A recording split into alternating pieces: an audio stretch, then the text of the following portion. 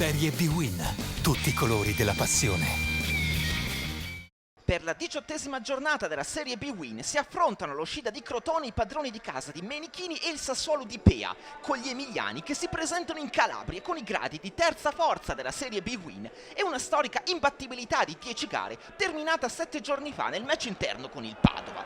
Pea si affida al 3-5-2 con Masucci e Marchi in prima linea.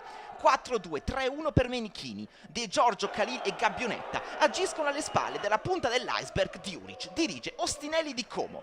Il primo attentato allo 0-0 produce i suoi effetti già dopo 300 secondi. Marchi di testa inventa per il suo compagno di reparto Masucci, il quale è lestissimo, di prima intenzione, a disegnare una girata pregevolissima che si insacca nell'angolino alla sinistra di Bindi.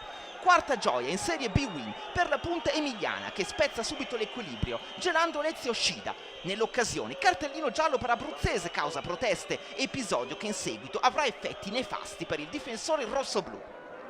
La reazione calabrese non si fa attendere, gli ospiti faticano a reggere l'urto del padrone di casa, determinati a rialzare subito la testa dopo la doccia fredda. Florenzi ci prova con un piazzato che non può impensierire Pomini. L'estremo difensore di Pea subito dopo sarà decisivo nel disinnescare il tentativo griffato Milan Djuric, che finalizza senza fortuna dopo una buona combinazione con Khalil. Nel Crotone il più attivo è Migliore. Il fluidificante di Menichini imperversa sulla corsia mancina, azione travolgente, supera l'Averone, Masucci e Bianco prima di mettere in evidenza che il destro non è il suo piede preferito, con Pomini che si rifugia in angolo. Ma la chance più ghiotta per il pareggio si materializza grazie a Gabbionetta. Migliore dipinge un cross che l'ex Rabinoleff gira di prima intenzione verso Pomini, superlativo nel dire ancora di no, arpionando un pallone destinato in fondo al sacco. È il flash che chiude un primo tempo intenso e dinamico. La ripresa si apre come la prima frazione, ovvero con Masucci protagonista. Il suo mancino viene deviato in angolo da Abruzzese, provvidenziale poi nell'anticipare lo stacco di testa di Marchi su azione di calcio d'angolo. Ma altamente nocivo per i suoi 30 secondi più tardi, quando mette a referto il giallo numero 2 della sua partita e la conseguente doccia anticipata. Ma paradossalmente in 10 il Crotone trova le energie per riemergere all'improvviso e lo fa con un super gol di Gaetano Khalil, destro sul quale questa volta Pomini davvero nulla può.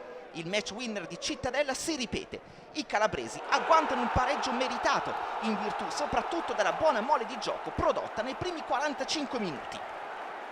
Da riammirare in tutte le salse la prodezza dell'attaccante di Menichini, che riaccende la luce rossoblù, e l'entusiasmo di una squadra fino a quel momento troppo poco cinica sotto porta.